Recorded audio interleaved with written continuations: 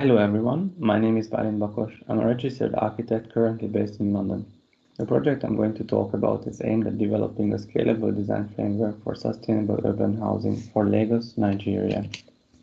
The motivation of the research is the fact that developing world cities will absorb more than 2 billion new urban population in the next 30 years. And the way this required 4 to 500 million housing units are built will be decisive in mitigating climate change and eradicating poverty. The resulting design framework shall be adaptable to different contexts and have the potential to make positive impact on scale. The research outcomes will form the basis of further design development, the creation of a prototype building in Lagos, and local scaling up. Lagos will reach 30 million inhabitants before 2050 and become the world's largest city by the end of the century.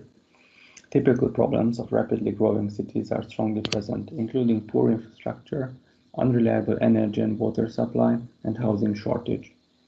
Two-thirds of Lagos's population live under the poverty line, and the housing deficit exceeds 2.5 million units, yet there is virtually no low-income housing provision available. Lagos is situated very close to the equator and features a hot and humid climate with dry and rainy seasons. Shading and constant air movement are key factors in achieving thermal comfort. The tropical climate is rich in rainfall and solar radiation, offering a great opportunity for solar energy generation and rainwater harvesting. Fieldwork interviews highlighted serious problems in low-income housing estates. Firstly, electricity and water supply are not reliable, forcing people to maintain generators at high cost, use groundwater, and buy bottled drinking water. Secondly, informal structures built by residents to do their business get demolished, taking away household incomes. Finally, indoor comfort is poor due to lack of climate adaptation and efficient space planning.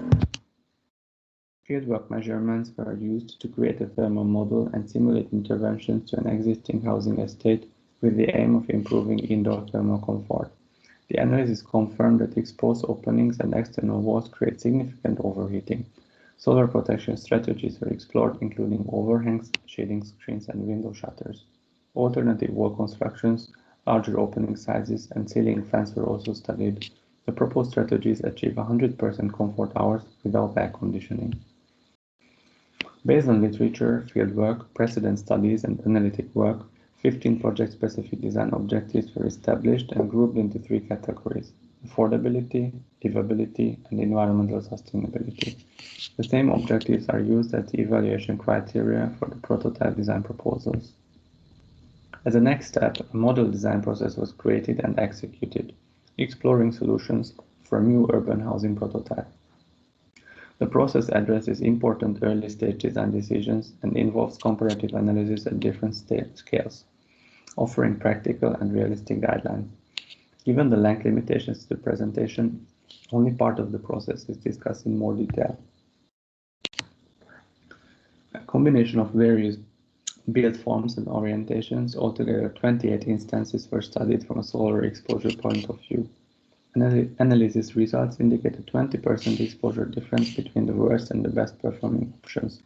The courtyard shape was chosen for further analysis as it has the best self-shading properties and the build form corresponds well with vernacular architecture. The space planning draws from traditional Yoruba architecture by re-embracing mixed use and dedicating the ground level to business activities, while the other floors remain residential. Shaded buffer spaces are created around the floor perimeter, which serve as circulation and balconies. Residential floors include space provision for future expansion, allowing families to occupy more space as they grow. 3 typical roof geometries were evaluated along 5 parameters: construction simplicity, solar protection, PV potential, rainwater harvesting, and influence on airflow. The outward sloping roof option was taken on board as it prevails in most criteria. The chosen roof configuration can host approximately 55 kilowatt peaks of PV panels, which makes the building a net electricity producer. Approximately 800 meter cubes of rainwater can be harvested from the roof each year, which, if treated, covers 100% of the potable water demand. Optimal shading device configuration was studied in relation to the solar geometry.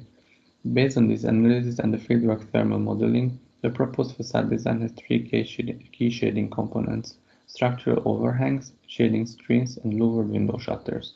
The proposal achieves close to 80% reduction in solar exposure compared to unprotected state. All residential units are double aspect and feature tall openings with operable louvers to allow occupant-controlled natural cross-ventilation.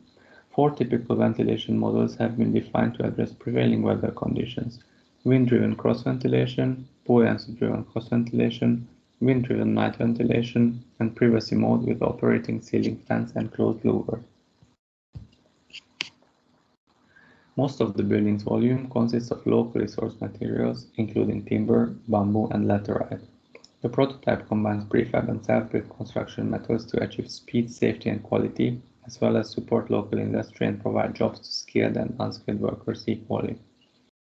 Once the prefab base is up, occupants can move in and the remaining parts are finished via self-built methods.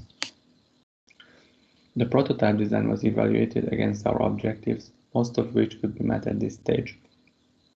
Thermal simulations prove that comfort can be achieved via passive means, while CFD analysis confirms the viability of natural cross-ventilation.